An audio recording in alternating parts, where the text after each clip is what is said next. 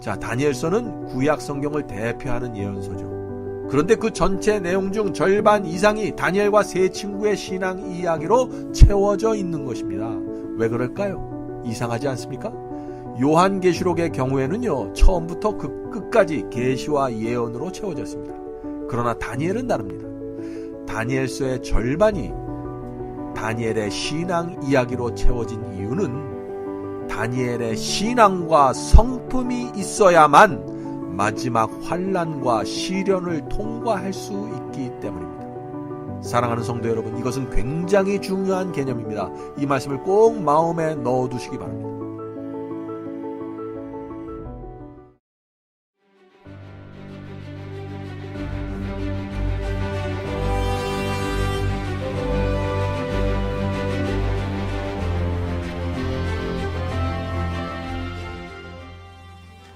안녕하십니까?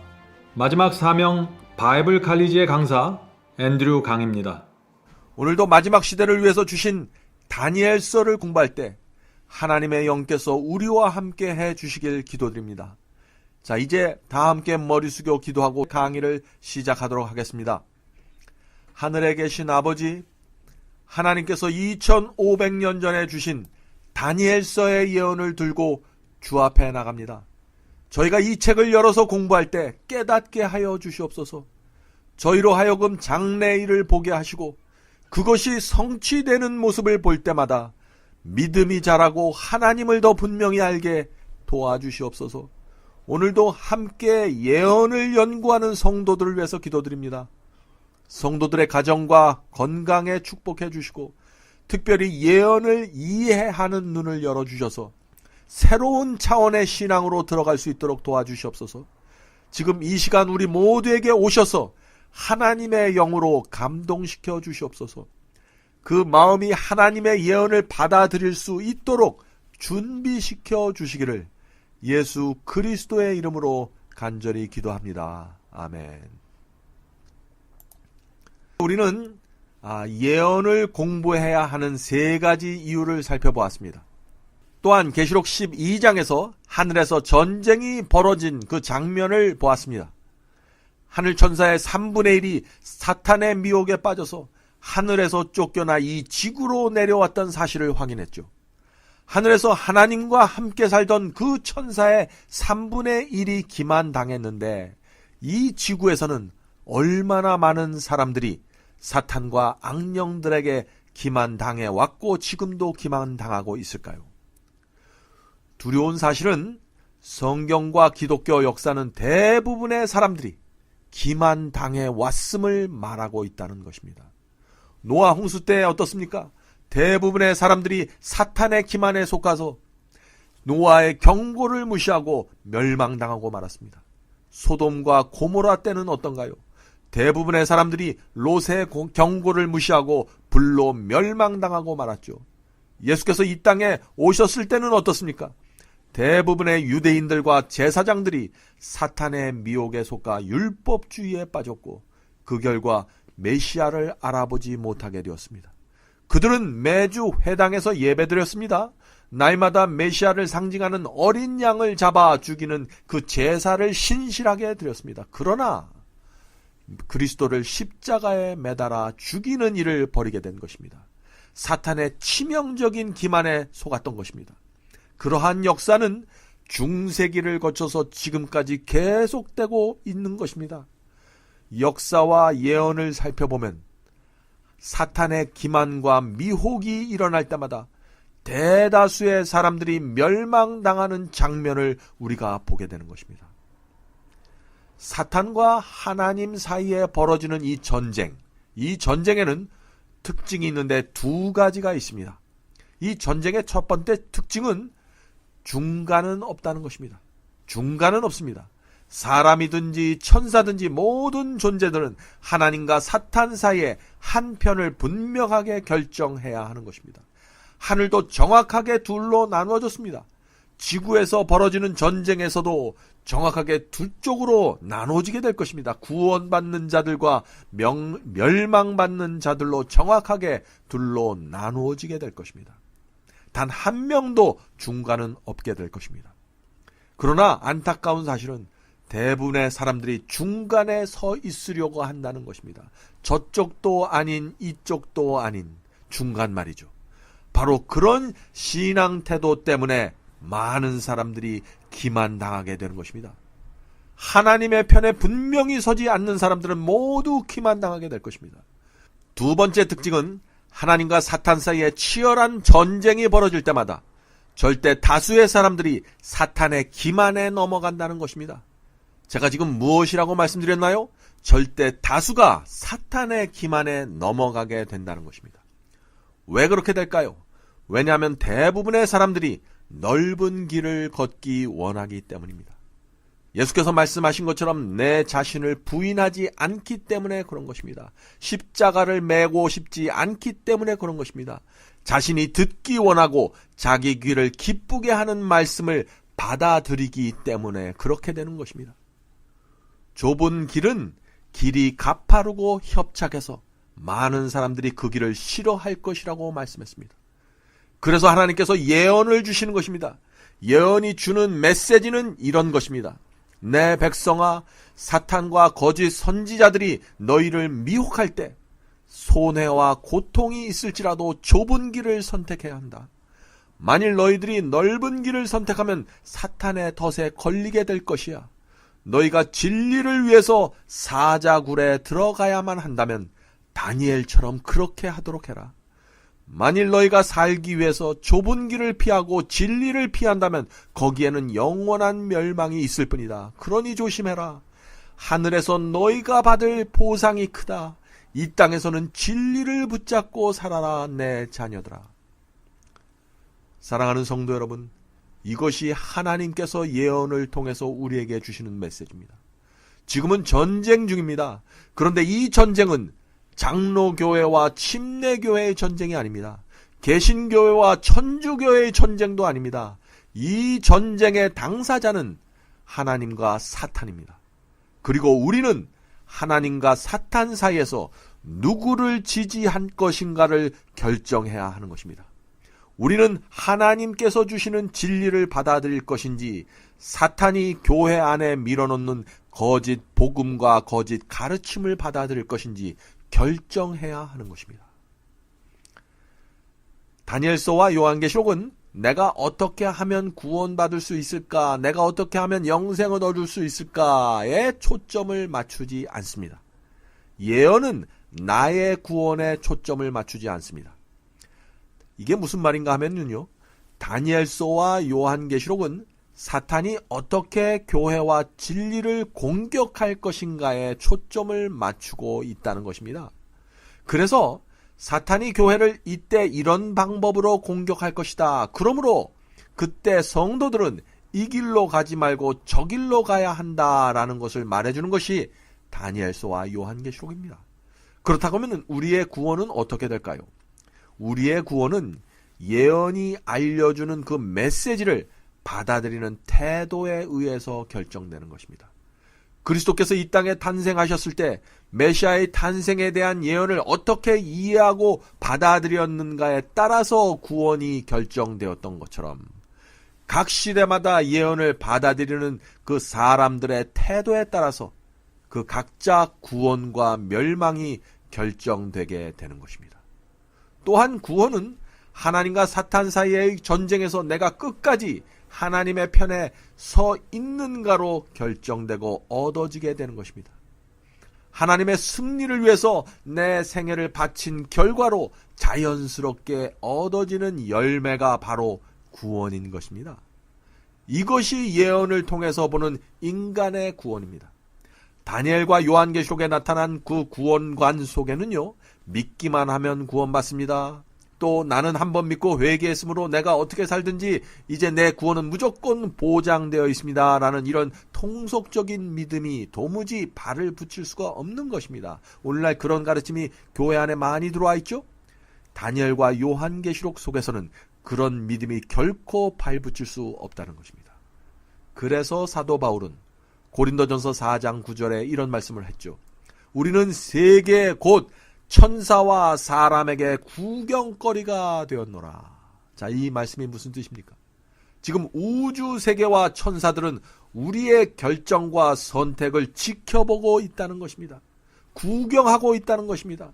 하늘 왕의 아들이 이 땅에 내려와서 십자가에 돌아가셨는데 그 피로 인류가 구원받을 수 있는 길이 열렸는데 지금 사람들이 그 십자가의 은혜를 어떻게 받아들이고 있는가를 지켜보고 있다는 것입니다. 과연 그리스도의 피 묻은 그 은혜가 사람들의 마음과 생애를 변화시킬 수 있는가를 지켜보고 구경하고 있다는 것입니다. 그것만이 아니죠. 또한 거짓 선지자와 악령들이 어떻게 성도들을 기만하고 하나님이 그것에 대항해서 어떻게 당신의 백성을 인도하는가를 지켜보고 있는 것입니다. 하나님께서 우리 모두를 하늘까지 인도해 주실 것입니다. 그것은 틀림없는 진실입니다. 그런데 무엇을 통해서 우리를 인도해 주실까요? 성경 말씀과 예언을 통해서 인도해 주시는 것입니다. 그래서 말씀과 예언이 이 길이 정론이 이리로 가라 라고 가르쳐 주실 때 우리가 그 말씀을 붙잡고 쫓아가야 하는 것입니다. 첫 번째, 말씀의 신뢰. 자, 요한복음 14장 29절을 읽겠습니다. 이제 일이 일어나기 전에 너희에게 말한 것은 일이 일어날 때 너희로 믿게 하려 함이라. 자, 이것이 예언 연구의 중요성입니다. 사건이 일어나기 전에 미리 하나님께서 우리에게 알려주시는 이유가 무엇일까요? 사건이 예언대로 일어나는 그 모습을 보면서 하나님의 말씀에 대한 믿음이 생기기 때문에 우리에게 미리 알려주시는 것입니다. 성경은 마지막 때 짐승의 환란이 일어날 것이라고 예언하고 있습니다. 그러므로 짐승의 표 환란이 언제 어떻게 일어난다는 사실을 우리가 예언 연구를 통해서 공부해 보면은요, 실제로 짐승의 환란이 일어날 때 두려워하는 것이 아니라 오히려 하나님의 말씀에 대한 믿음이 생기게 되는 것입니다. 아, 그 예언 말씀 그대로 지금 이 사건이 일어나고 있구나라는 사실을 확인하면서 말이죠. 그래서 목숨을 위협하는 핍박이 오더라도 하나님의 말씀 위에 굳건히 서서 사탄의 위협과 미혹을 물리치게 된다 하는 것이죠. 예언의 성취를 확인하면서 그 얻게 되는 믿음은 아주 특별한 믿음입니다. 그것은 다른 어떤 말씀이나 경험을 통해서 얻는 그런 믿음과는 다른 것이죠. 훨씬 더 구체적이고 실제적인 믿음이 되는 것입니다. 제 신앙생애에서도 예언을 공부하면서 얻게 된 믿음이 지금까지 제 신앙의 큰 버팀목이 되고 있음을 제가 간증할 수 있는 것입니다. 여러 성도님들도 이번 기회에 그런 믿음을 갖게 되기를 제가 간절히 바랍니다. 자, 두 번째, 예언을 공부하는 이유, 인류 역사의 주관자가 된다는 사실을 우리가 확인할 수 있는 것이죠. 자, 다니엘서 4장 7절입니다. 지극히 높으신 자, 하나님을 말씀하는 거죠. 지극히 높으신 자가 인간 나라를 다스리시며 자기의 뜻대로 그것을 누구에게 주시며 또 지극히 천한 자로 그 위에 세우는 줄을 알게 하려 함이니라 하였느니라. 자, 이 말씀이 무슨 뜻인가요? 국가와 나라를 멸하고 세우시는 것은 하나님이시라는 것입니다. 다니엘서에서 우리는 이 진리를 계속해서 확인하게 될 것입니다. 워싱턴 대통령이 미국을 세운 것이 아니라 하나님께서 세우신 것입니다. 하나님께서 허락지 아니하면 공중에 나는 새라도 결코 떨어지는 일이 없는데 하물며 나라가 세워지고 망하는 것은 하나님의 허락과 계획 없이 있을 수 없다는 것입니다. 인간이 모여서 혁명을 일으키고 전쟁을 일으켜서 나라를 세우는 것처럼 보이죠. 그러나 사실은 보이지 않는 하나님의 손이 모든 것을 주관하고 계시다는 사실을 우리가 다니엘과 요한계시록을 통해서 배우게 된다는 것입니다. 자, 세 번째, 이 마지막 때를 위한 책입니다. 다니엘서 12장 4절에 그 말씀이 있죠. 우리가 지난 시간에 이 말씀을 배웠습니다. 다니엘아, 마지막 때까지 이 말을 간수하고 이 글을 봉합하라. 많은 사람이 빨리 왕래함에 지식이 더하리라. 다니엘서는요, 마지막 때가 되면서 그 의미와 해석이 열려지게 된 책입니다. 다니엘서는 2600년 전에 기록된 책이지만 마지막 때를 살고 있는 저와 여러분을 위해서 주신 책입니다. 다니엘서에 많은 예언들이 담겨져 있지만 이미 90% 이상의 예언은 역사 속에서 성취되었습니다. 그래서 지난 시간에 말씀드린 것처럼 이제 4개의 중요한 예언만 남아있을 뿐입니다. 그 4개가 무엇이죠? 짐승의 환란이라고 그랬어요. 7재앙, 아마겟돈 전쟁, 그리고 예수 그리스도의 재강림이십니다. 그러므로 다니엘서와 요한계시록을 공부하지만은요, 우리가 이 4개의 예언에 집중해서 우리 연구가 이루어지게 될 것입니다. 이 예언을 알기 위해서, 이 4가지 예언을 알기 위해서 우리가 이미 성취되었던 예언을 공부하는 것입니다. 그리고 이 4개의 예언이 이루어지고 성취되는 그 과정 속에서 저와 여러분의 구원과 영원한 운명이 결정될 것입니다. 얼마나 중요한 것입니까? 이 예언 연구가. 자, 4번째. 마지막 시대의 사탄의 비밀 계략을 알려주기 위해서 하나님께서 이 예언을 우리에게 주신 것입니다. 이 세상에는 선과 악이 있습니다. 선은 빛이기 때문에 감추려고 해도 드러납니다. 드러나는 정도가 아니라 환하게 등불처럼 비추게 되죠. 그러나 악은 다릅니다. 악은 어둠의 세력입니다. 그래서 알 수가 없습니다. 휘장 뒤에서 은밀히 일하는 세력이기 때문에 알 수가 없는 것이죠. 하나님의 예언을 통해서 우리가 경고받고 교육받기 전에는 그 은밀한 악의 세력을 정확하게 분별할 수가 없는 것입니다. 그래서 예언을 공부하지 않은 수많은 사람들이 이 마지막 때에 미혹당하게 될 것입니다. 악은 내가 악입니다 라고 말하면서 나타날까요? 그렇지 않죠. 사탄은 바보가 아닙니다. 성경은요, 사탄이 광명한 천사의 모습으로 나타날 것이라고 말하고 있습니다. 그 말씀이 고린도후서 11장 14절과 15절에 있습니다. 고린도후서 11장 14절과 15절입니다. 이것이 이상한 일이 아니라 사탄도 자기를 광명의 천사로 가장하나니 그러므로 사단의 일꾼들도 자기를 의의 일꾼으로 가장하는 것이 또한 큰 일이 아니라 사탄이요 환한 천사처럼 나타나서 선을 행합니다. 기적을 행합니다. 그러면서 성경 가르침을 조금 비틀어서 가르칩니다. 그래서 미혹당하는 것입니다. 예언에 대해서 무지하면은요, 선과 악을 구별할 수가 없습니다. 아군과 적군을 분별할 수 없습니다. 그래서 자기는 선이라고 생각해서, 자기는 진리라고 생각해서 열심을 다해서 악과 싸웠는데 나중에 알고 보니 어떻게 됐어요? 자신이 악의 세력에 속해 있는 것입니다. 자신이 거짓 복음을 믿고 따라왔던 것입니다. 성경에 그런 경험을 한 사람이 있습니까? 있습니다. 예수님을 만나기 전에 바울이 그런 경험을 했었죠. 그는 온 힘을 다해서 예수를 핍박했는데 나중에 알고 보니 자기가 핍박했던 그분이 바로 메시아였습니다. 왜 이런 일이 생기게 되었을까요? 메시아의 초림에 대한 예언을 몰랐기 때문입니다. 그리스도의 초림이 어떻게 이루어지고 그분께서 어떤 사역을 할 것이라는 사실을 몰랐던 것입니다. 그래서 선과 악을 구별하지 못하게 된 것입니다. 마지막 때에도 마찬가지 일이 벌어지게 됩니다. 예언은 각 시대마다 나타나는 의인들의 특징을 말해주고 또한 예언은 악인들과 거짓 선지자들이 어떤 모습으로 나타나게 될 것이라는 것을 알려줍니다. 여러분들 이제 예언을 정말 공부해야겠다는 그 소원과 충동이 올라오십니까? 그러므로 마지막 시대의 예언을 모르면 하나님의 이름으로 의인들을 핍박하게 될 것입니다. 그것은 제 말씀이 아니라 예수께서 주신 경고십니다. 그 말씀이 요한복음 16장 2절에 나와 있습니다. 요한복음 16장 2절입니다. 사람들이 너희를 출회할 뿐 아니라 출교시킬 뿐 아니라 때가 이르면 물은 너희를 죽이는 자가 생각하기를 이것이 하나님을 섬기는 예라 하리라. 자, 이건 무슨 말입니까? 죽이는데 하나님을 섬기기 위해서 죽인다는 것입니다. 하나님을 섬기기 위해서 핍박한다는 것입니다. 바로 이것이 종교 핍박입니다. 하나님을 위해서 핍박하는 것입니다. 이런 핍박에는요, 양심의 가책이 없기 때문에 그 핍박의 강도가 이루 말할 수 없이 강해지게 되는 것입니다. 중세기 종교 암흑 시대에 이루어졌던 핍박이 바로 그런 핍박입니다. 그래서 그때 5천만 명 이상이나 되는 순교자가 나타나게 된 것입니다.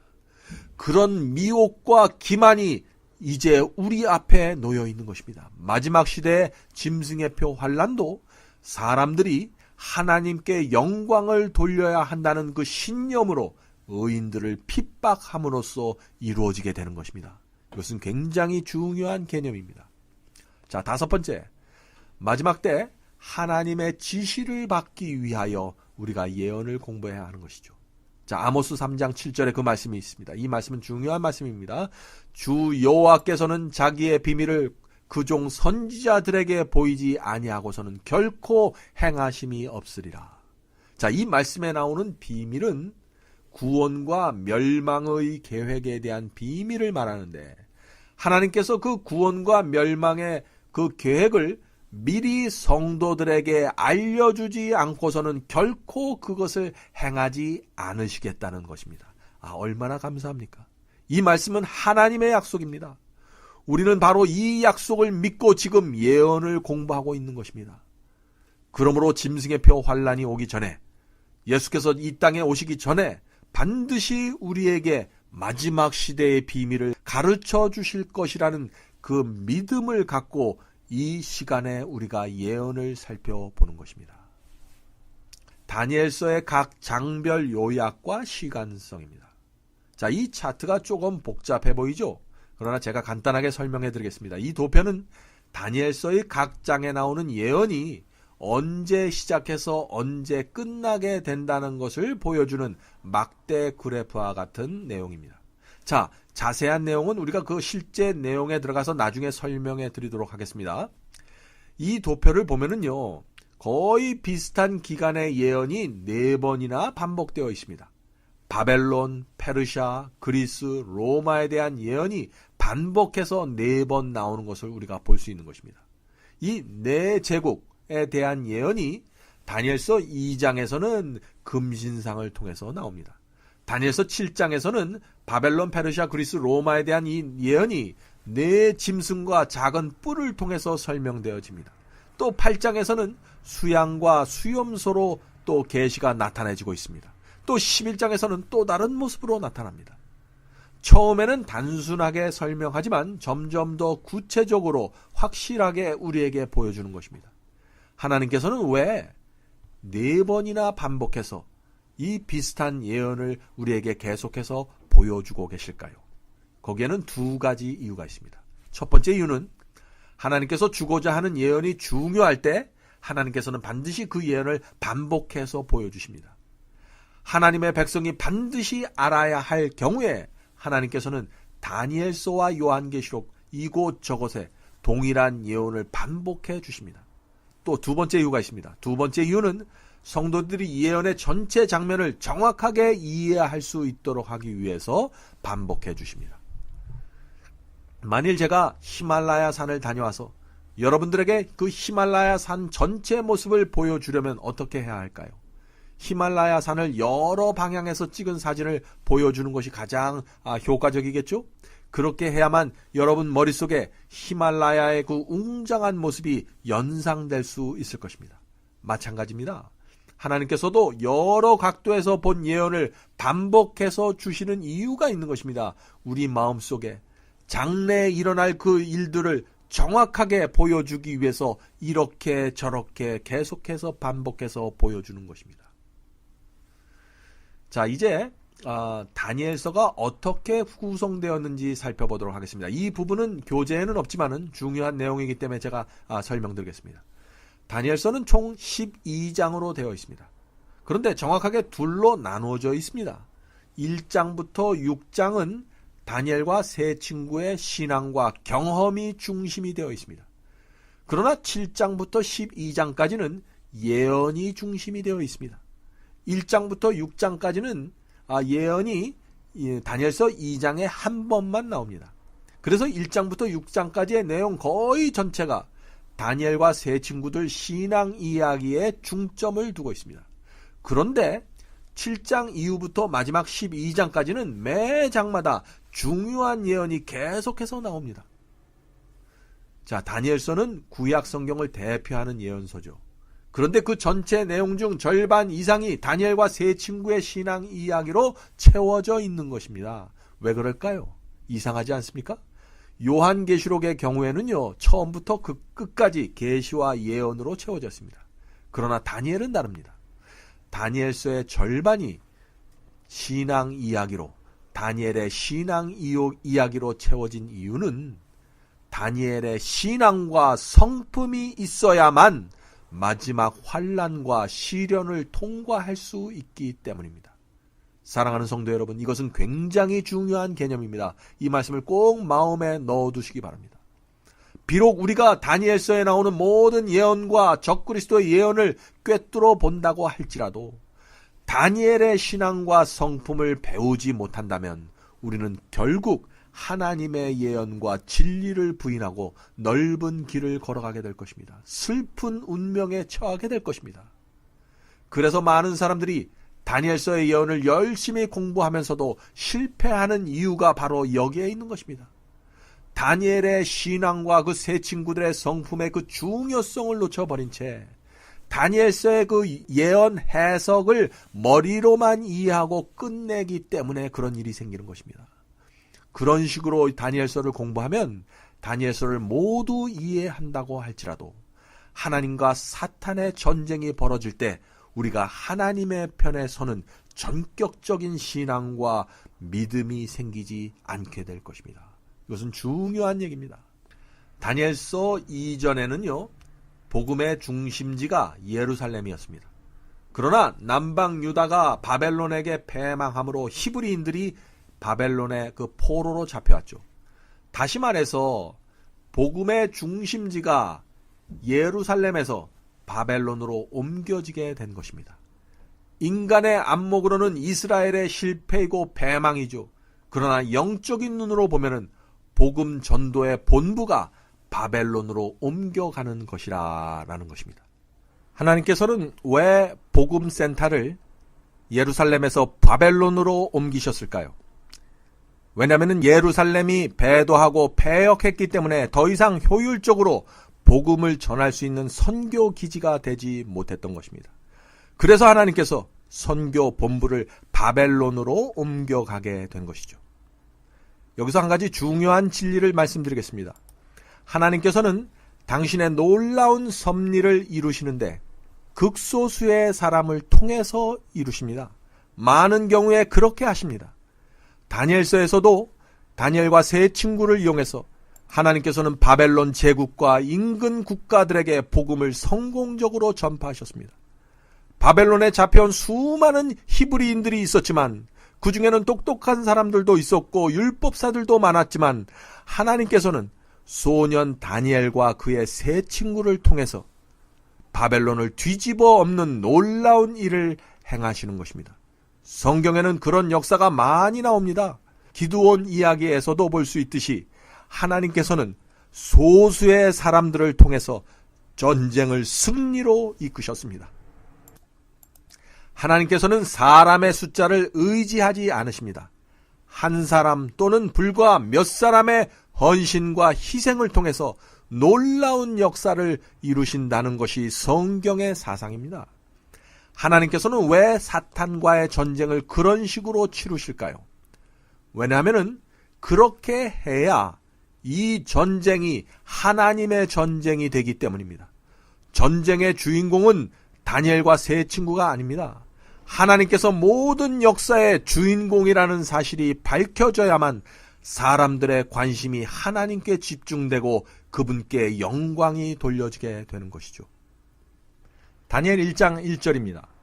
유다왕 여호야김이 위에 있은지 왕위에 오른지 3년에 바벨론 왕 느부갓네살이 예루살렘에 이르러 그것을 애워쌌더니.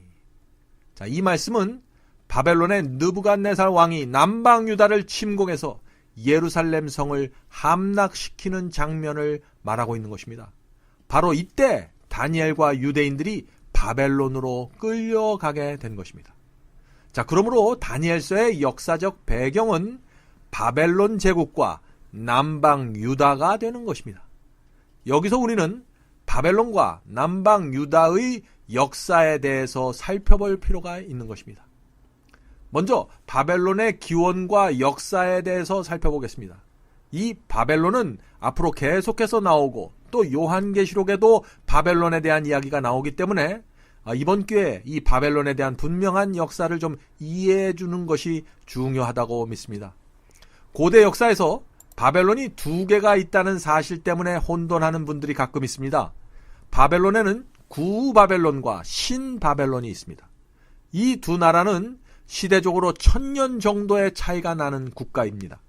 구바벨론은 노아의 세 아들, 즉 셈, 함, 야벳 중에서 함의 자손인 니므롯의 시대로 올라갑니다. 이 놀라운 것은 노아의 증손자인 니므롯이 모든 이교 신앙의 원조가 되었다는 사실입니다. 이교 신앙과 바벨론 신앙을 이야기할 때 니므롯을 빼놓고는 이야기할 수가 없는 것입니다. 니므롯은 자기 할아버지가 노아 홍수를 경험했던 산 증인인데도 불구하고 그가 바벨탑을 쌓는 주역이 되었던 것입니다. 자, 어떻게 그런 일이 생기게 되었을까요? 노아의 신앙이 그 후손들에게 넘어가지 못했기 때문에 생긴 비극입니다. 부모의 신앙이 자녀에게 넘어가고 또 그 다음 세대까지 전달되는 것이 정말 쉬운 일이 아닌 것 같습니다. 노아 홍수도 부모의 신앙이 자녀에게 전달되지 않았기 때문에 온 것이죠. 아담과 하와가 범죄한 이후 10세대가 지나면서 하나님께서 이 세상을 물로 심판할 수밖에 없는 상황이 되어버리고 말았었죠. 왜 그렇게 되었을까요? 아담의 신앙이 가인에게 넘어가지 못했기 때문입니다. 가인이 신앙을 이어받지 못하자 어떻게 됐습니까? 그의 후손들도 하나님께 대한 신앙을 받을 수 있는 그 기회를 잃어버리게 된 것입니다. 내가 신앙을 거절하면 그것은 내 자신에게만 국한된 것이 아니라는 것입니다.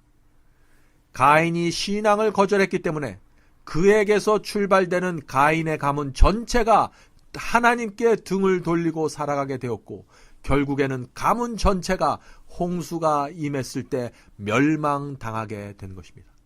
그래서 내가 신앙을 거절하거나 받아들이는 것이 나 하나만의 문제가 아니라는 사실을 이해해야 하는 것입니다.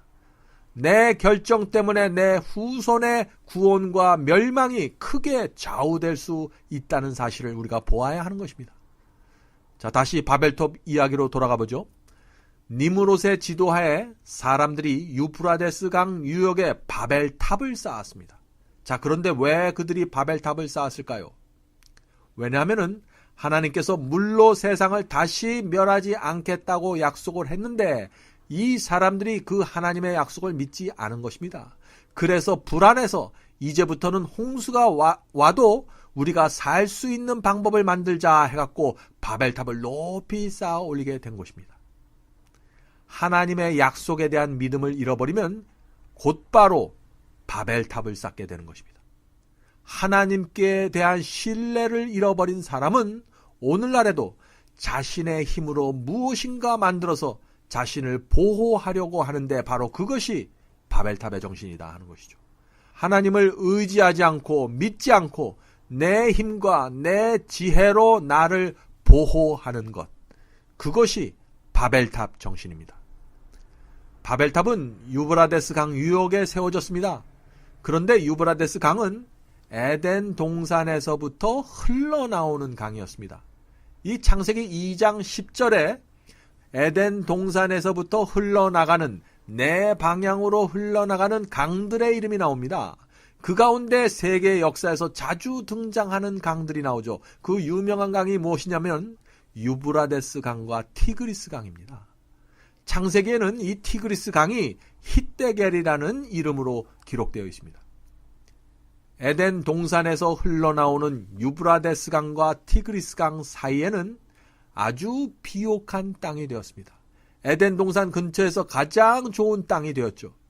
두 강이 흐르는 사이에 땅이었기 때문에 매우 비옥해서 고대 문화가 그곳에서 발상되었던 것입니다. 그곳을 가리쳐서 메소포타미아라고 부르는 것입니다. 메소포타미아라는 말 자체가 강 사이라는 뜻입니다.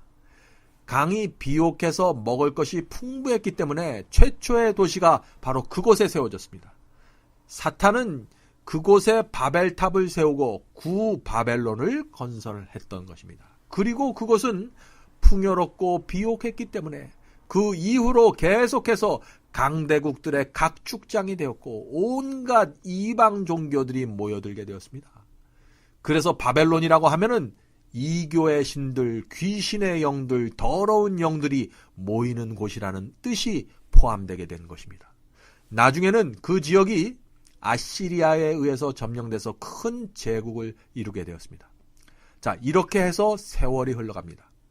기원전 612년 한 세력이 유브라데스 강 중심에서 다시 일어나서 아시리아를 무너뜨리게 됩니다. 바로 그 나라가 다니엘서에 나오는 바벨론입니다.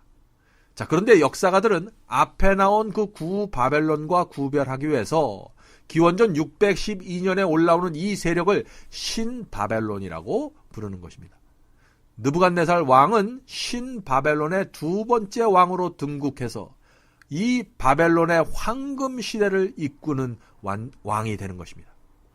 느부갓네살 왕은 기원전 605년의 즉위에서 바벨론 제국을 크게 국가로서 확장시켜 나갔는데 서쪽으로는 유럽을 향해서 나갔고 동쪽으로 남쪽으로 영토를 확장하는 과정에서 남방 유다를 만나게 돼서 침공하고 무너뜨리게 되는 것입니다.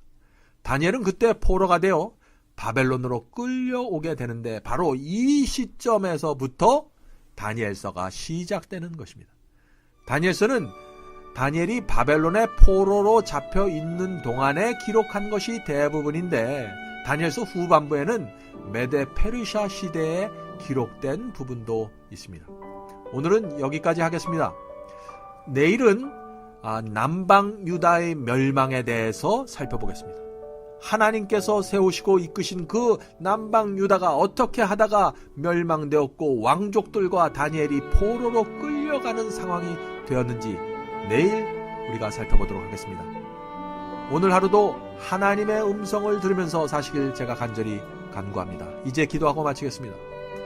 하늘에 계신 아버지, 오늘 저희가 배운 말씀 위에 축복해 주셔서 우리의 마음에 깨우침을 주시고 저희 생애를 인도해 주시길 간구합니다. 오늘 들은 말씀이 허지로 돌아가지 않도록 저에게 열심을 주시고 진리를 사모하는 영을 퍼부어 주시옵소서.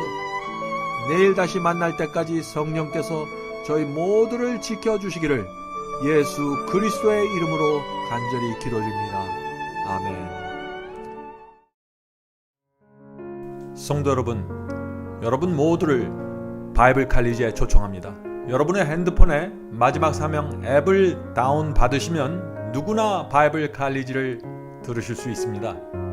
누구든지 원하는 시간에 오셔서 강의를 들으실 수 있습니다. 물론 무료로 들으실 수 있습니다. 다양한 주제의 강의가 이루어집니다. 기독교 역사와 수많은 교파들이 나누어진 이유와 배경에 대해서 말씀드립니다. 또 천주교와 개신교의 차이점을 살펴봅니다. 로마서, 갈라디아서, 예정론, 7년 환란과 이스라엘 제3성전, 성령을 받는 방법, 참된 방언이란 무엇인가, 참된 거듭남과 중생의 경험, 이런 주제들로 기독교인들이 꼭 알아야 할 문제들을 다루게 됩니다. 성경절 하나하나 찾으면서 설명해 드리기 때문에 새로 신앙을 시작한 분들도 누구나 쉽게 분명하게 이해할 수 있습니다. 제가 최선을 다해 설명해 드립니다. 이번 기회에 여러분의 신앙을 말씀의 반석 위에 세우게 되길 제가 간절히 바랍니다. 그럼 바이블 칼리지에서 여러분을 찾아뵙겠습니다. 감사합니다.